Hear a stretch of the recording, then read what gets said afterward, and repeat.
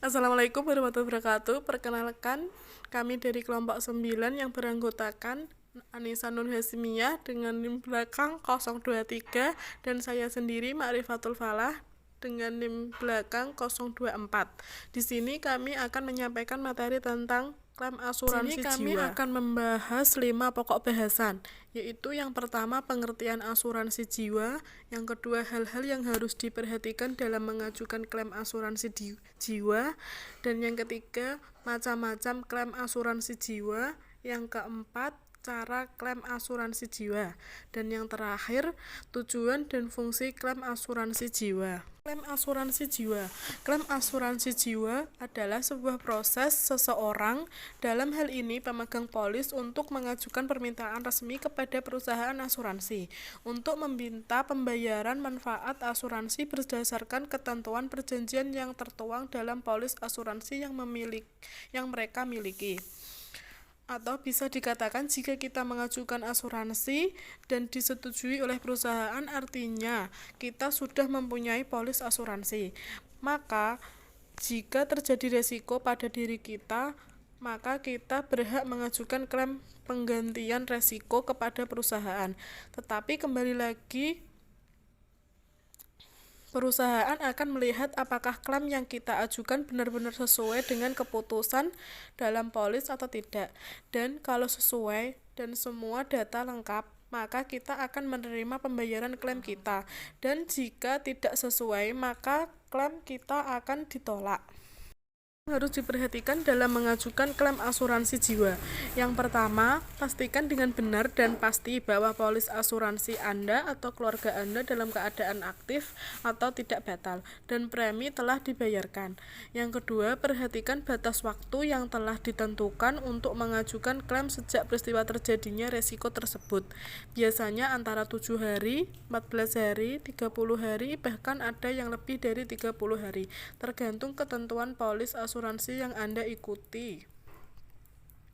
Yang ketiga, pastikan bahwa klaim yang akan diajukan tidak termasuk dalam pengecualian dan atau masih dalam masa tunggu. Yang keempat, pastikan form pengajuan asuransi asli dan dokumen-dokumen pendukung biasanya boleh fotokopi dilegalisir untuk mengajukan klaim sudah benar dan lengkap.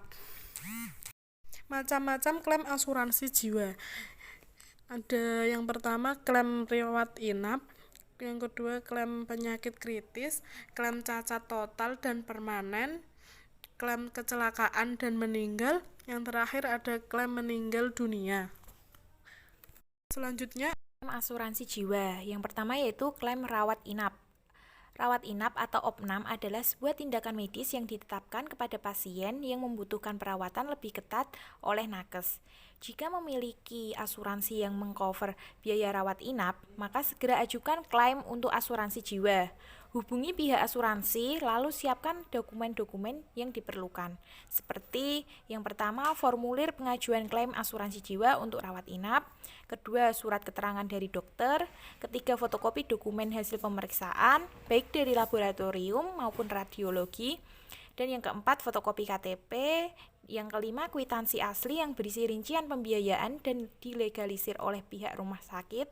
Dan yang terakhir yaitu dokumen pendukung lainnya. Kedua yaitu cara klaim penyakit kritis.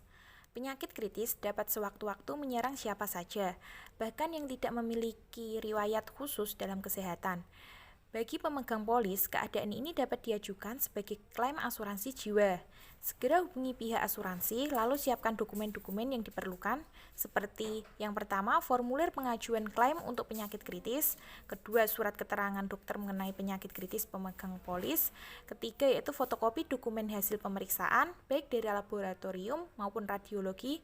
Yang keempat, yaitu fotokopi KTP. Dan yang terakhir, yaitu dokumen pendukung lain yang diperlukan.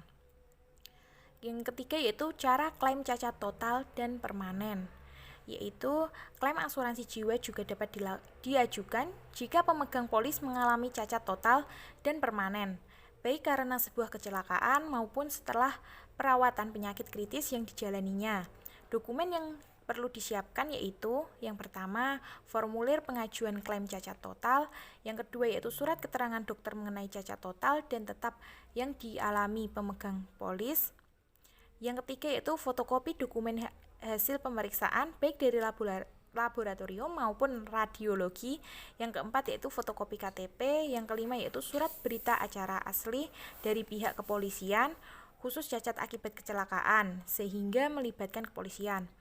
Yang keenam yaitu dokumen pendukung lain yang diperlukan.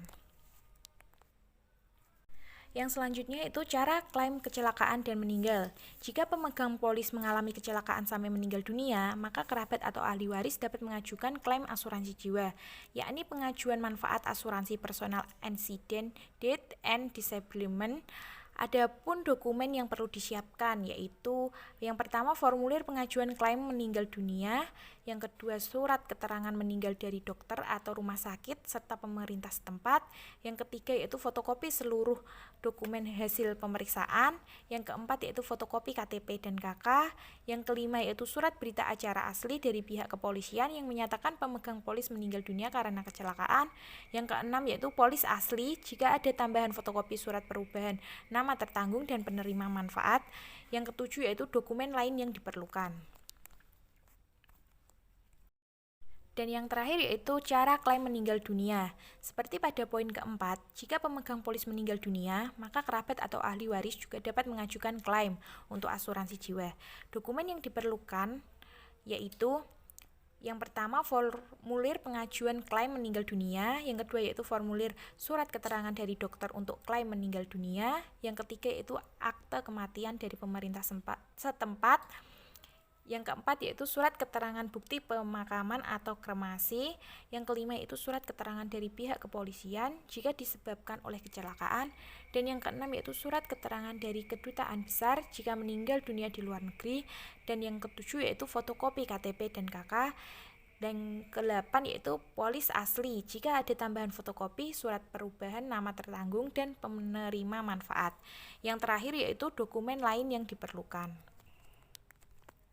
Selanjutnya yaitu tujuan dan fungsi klaim asuransi jiwa. Ada 3 yaitu yang pertama pengalih risiko, yang kedua yaitu pembayaran ganti rugi, dan yang ketiga yaitu pembayaran santunan.